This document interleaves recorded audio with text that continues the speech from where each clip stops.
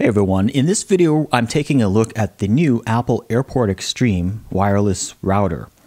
And you can see I've got the old one here on the left, and we're going to do a comparison between the two in terms of form factor and size, because I've read online that a lot of people are complaining that they think the new one is too big or something like that. It is definitely taller, but I think we're going to find that it is much smaller on your desk or shelf and takes up a lot less of a footprint on your desk. So let me go ahead and unbox this and we'll go ahead and take a look at it. For now, I'm going to set the old one aside. We'll come back to that later. And this is the new one, and this is the box that it comes in, as you can see here. It's not even been opened. It's from Apple. The main difference is that this includes the new 802.11ac topology, which, if you have a AC device, makes your Wi-Fi much faster. Of course, this also supports the older Wi-Fi topologies, including 802.11b, G, as well as 802.11n. And from what I've read online, this performs pretty well, even if you don't have an 802.11ac device yet, just because the form factor is a lot nicer. It's got more antennas in it and it's more powerful and stuff like that. So let me go ahead and get this open. Got my little blade here. So that. And then the box and then the bottom part of the box just sort of slides up. Whoops! Don't let that happen to you. It just fell out. Luckily, I have something soft here. Of course, I did damage my little cardboard here. That was great. Now, the first thing you'll notice when you take it out of it, it doesn't look glossy because it has a covering on it. So what you want to do is peel that off. And underneath it reveals the sort of glossy Airport Extreme.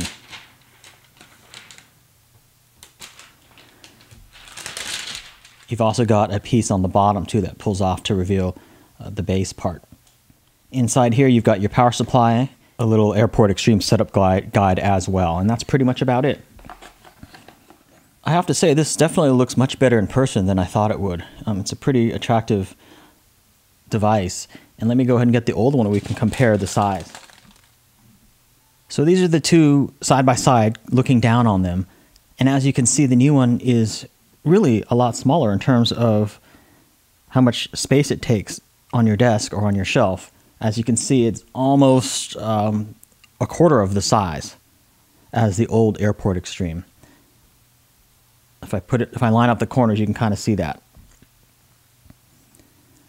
So it's definitely taller, although it's also a lot smaller in sort of overall dimensions as well. I really do like the new form factor, especially because they're able to get more antennas in here, and it's also higher, so it transmits and receives better as well. The reason for the height of this is they've got some of the antennas and stuff on the top for better performance. Another thing that's very nice about this new model is the power supply is internal. So in terms of the power cable, all you need is something like this coming right out of the Airport Extreme. Whereas take a look at the old power supply. This is literally the old power supply on the old one. It requires a separate box, hanging somewhere behind your desk or shelf or whatever, and all of this cabling. So it's nice to get rid of that and just replace it with this. Now also, they've got a new time capsule, which is this same form factor, and apparently they can fit a hard drive inside here. But one thing you might want to be aware of is it may be more economical for you to just get a separate external hard drive. At least in my case it was. This retails for $199, but if I wanted to get the 3 terabyte time capsule, which has a built-in 3 terabyte hard drive, for time machine backups, that would have cost me $399. However, I was able to find online an external 3 terabyte hard drive for only about $100 on sale. So I saved some money by going that route versus getting this with the built-in 3 terabyte hard drive. I literally saved about $100 in doing that. Taking a closer look at this, I can show you the ports on the back.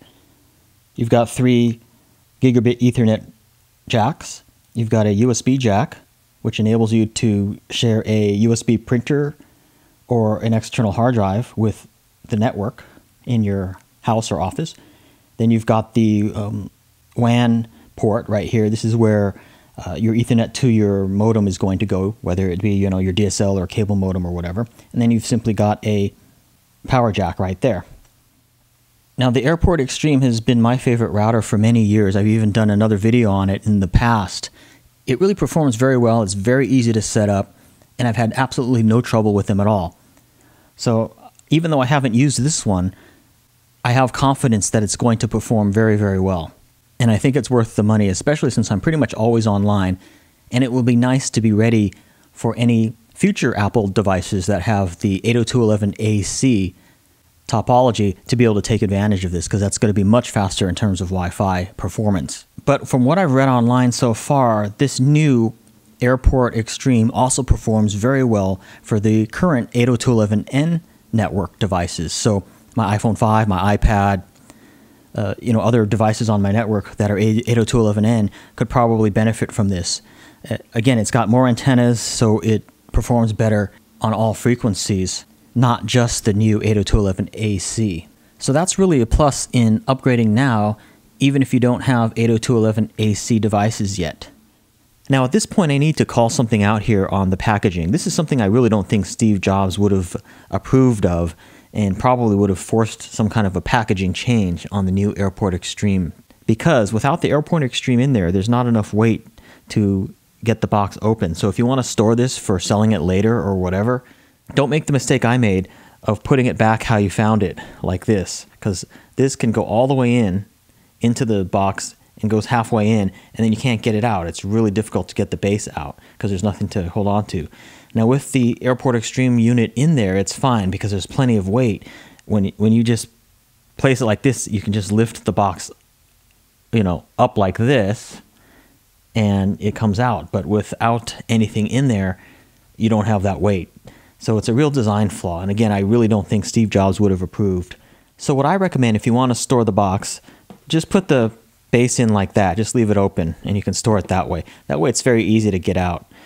But yeah, look what happens when I put this in the way that it came. I'll show you. It goes all the way in like that, and as you can see, there's nowhere to grab onto this or anything to get it out of there, and it's a real pain in the butt to get it out. Pretty much the only way that you can get it out now is by shaking this like vigorously and hitting it. See, it's starting to move a little bit down, and as you can see, it's getting a little bit better, but I still don't have it out. It's a real pain in the butt. Also, hitting this whole thing on a bed or something can help too. So anyway, I wanted to call that out. It's a real design flaw with the box of the new Airport Extreme. I did finally get this out off camera by just shaking this vigorously up and down and until it kind of went like this. And then once you have enough space with your fingers, you can just pull it out, as you can see what I just did. So yeah, please don't make that mistake because you're going to struggle with it. Just store it like that, and you'll be much better off.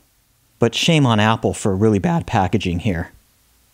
So this has been my first look at the new Apple Airport Extreme in the new form factor. As always, if you have any questions or comments, please feel free to leave them, and I'll see you in my next video.